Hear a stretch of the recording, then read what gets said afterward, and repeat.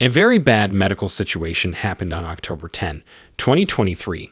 A kidney stone broke in the right kidney, which set off a dramatic chain of events. The first fall happened at home, so the person had to be rushed to the emergency room right away.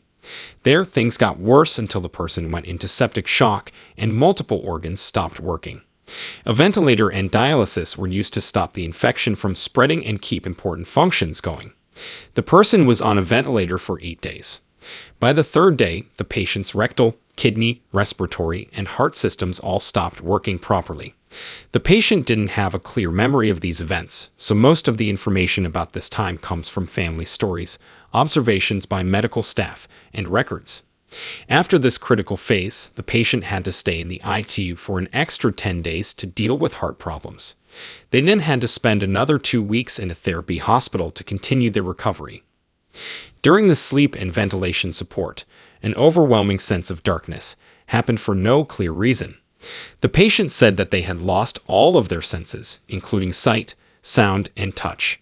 This darkness was filled with confusion and fear, making people question their own existence and the lack of the light or presence of loved ones who have died. From the darkness came a cry for God's help. God, where are you? Because of this, a dim light started to appear and slowly grew into a soothing cloud that enveloped them. There was a strong sense of presence and peace going along with this changing light. This presence made me feel love, comfort, happiness, peace, care, and kindness. A message of GUDNESS was sent through telepathy along with a strong feeling of this quality. The patient let go of negative attachments and felt deeply immersed in the presence of GUDNESS. They felt feelings and gained clarity they had never had before. During this changing state, vivid memories came flooding back, including a calming childhood memory of being held by my mother and being with Joe, a beloved figure from those early years. At the same time as these memories, someone else thought about a relationship in the past that had been tense because there wasn't enough constant goodness. The continued presence of GUDNESS gave us a new way to look at the past events, showing how things might have turned out differently if goodness had been there from the start. The darkness started to change as the experience went on, and the voice of a daughter who had come from out of state could be heard. Her presence marked the end of the thick darkness and the beginning of a bigger, brighter place.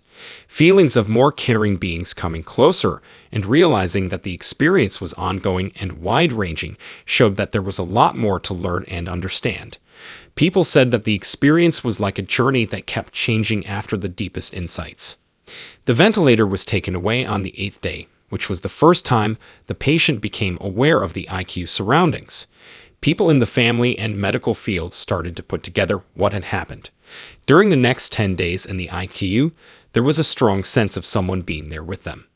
This very powerful experience made me deeply consider the idea of GUDNESS, a word I had never heard before and had never used.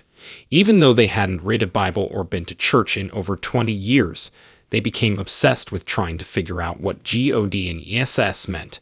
At that moment, it became clear that GUDNESS was not just a quality of God, but God himself. The journey went on with more study into GUDNESS, which had a big effect on everyday life. Upon going home, the stark difference between the experience's indescribable realm and the real heavy world became very clear. The greater awareness led to daily miracles, thoughts that came to mind on their own, and meetings that didn't require much work. But it was still hard to find a balance between this high state and the frustrations and chaos of normal life. Even though they survived a severe septic shock when it didn't look like they would, they were still recovering and were still being watched by doctors because of unresolved heart problems. Moving on to the second important event, I tried to play the pass-out game at a summer sleepover with a friend when I was 12 years old, around 1982. As the game went on, there was a strong feeling of a lightning strike and a unique smell that smelled like ozone. This was followed by a profound shift in awareness. From both an internal and an external point of view, this event took the person to a different time and place. In this altered state, the awareness lived in the body of a man who was lying on a smooth marble slab with only a thin fabric covering him. The area looked black and white, with torches lighting the way and tall stone columns supporting the floor in a large, old temple-like room. Two people were there. a young woman who was sad and was probably her father. She was seen as her partner at the time. The place looked like it had been there for thousands of years, and there was a strong feeling of sadness for the people who had been left behind. It made them feel terrible that they had killed themselves in a fight that could have been avoided. Even though people wanted to soothe them, it was clear that they couldn't move.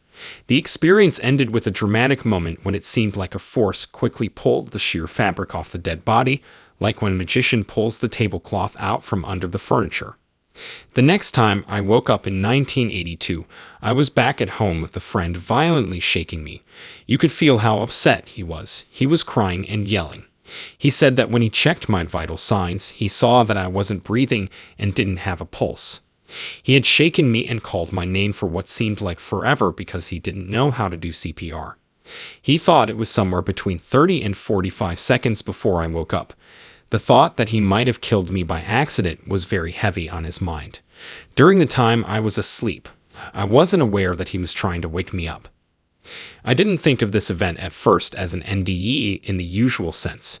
However, after talking about it with my wife, I realized that my heart may have stopped for a moment. The gravity of the experience made it clear that it wasn't a dream or a hallucination. This is the end of the account of what happened today. Feel free to tell me what you think in the space below. Stay safe and keep being blessed until next time.